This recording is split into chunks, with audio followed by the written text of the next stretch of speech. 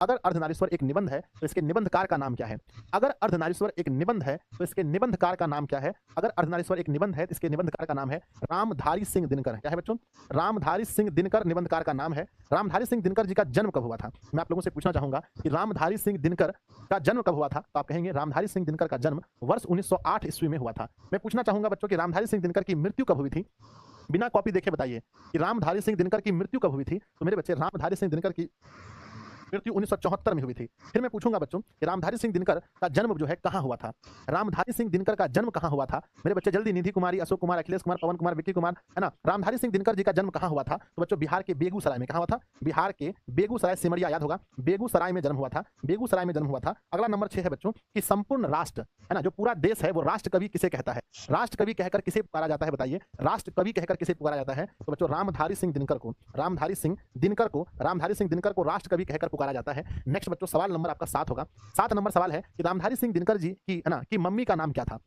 रामधारी सिंह दिनकर की माता जी का नाम बता दीजिए। तो रामधारी सिंह दिनकर जी की माता का नाम बताएंगे मनरूप देवी। बच्चों क्या नाम था? मनरूप देवी उनकी माता का नाम था। बच्चों रामधारी सिंह दिनकर के पिताजी का नाम बताइएगा। रामधारी सिंह दिनकर जी के पिताजी का नाम बताइएगा क्या है? तो रामधारी सिंह दिनकर जी के पिता का नाम रवि सिंह है। बच्चों क्या नाम है? रवि सिंह उनके पिताजी का नाम था। मेरे बच्चे अगर पूछें उसकी पत्नी जी का नाम बताइएगा, है ना मेरे बच्चे रामधारी सिंह दिनकर जी के पत्नी जी का नाम बताइएगा कमेंट बॉक्स में।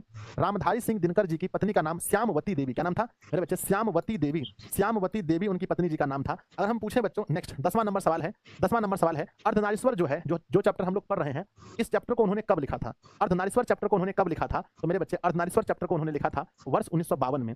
अर्धनारीश्वर चैप्टर को उन्होंने कब लिखा था? तो अर्धनारीश्वर चैप्टर को उन्होंने वर्ष 1952 में लिखा था। वर्ष 1952 में लिखा था। मेरे बच्चे अगर मैं पूछूं आपसे कि अर्धनारी, ना, कि जो पहली कविता है रामधारी सिंह दिनकर की पहली कविता कब प्रकाशित हुई थी? पहली कविता कब प्रकाशित हुई थी? तो रामधारी सिंह दिनकर की पहली कविता मेरे बच्चे वर्ष 1925 में प्रकाशित हुई थी। बच्चों किस बुक में? किस बुक में? तो नाम था बुक का छात्र सहोदर। क्या नाम था? छात्र सहोदर उस पुस्तक का नाम था। मैं अगर आप लोगों से पूछना चाहूं कि रामधारी सिंह दिनकर की पहली कविता पुस्तक जो है, पहली कविता पुस्तक बच्चों किस एज में उन्होंने लिखा था? पहली कविता पुस्तक, पहली कविता पुस्तक उन्होंने किस एज में लिखा था? तो पहली कविता पुस्तक उन्होंने 21 साल की एज में लिखा था, जिसका नाम था बच्चों प्रणभंग। क्या नाम था? जिसका नाम था बच्चों प्रणभंग। क्या नाम था?